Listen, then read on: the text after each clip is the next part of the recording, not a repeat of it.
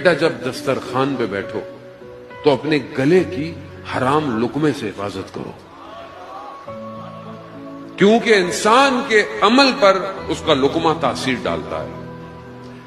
اگر انسان سے غلطی ہو، گناہ ہو، تو اسے سوچنا چاہیے کہ میں نے کہاں اور کیا کھایا تھا۔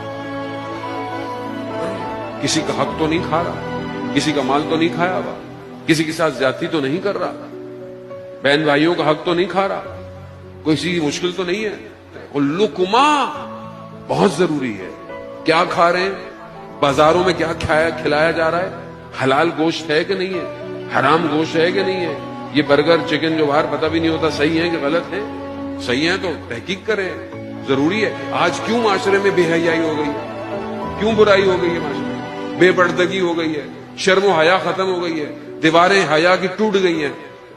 جوان بیٹھا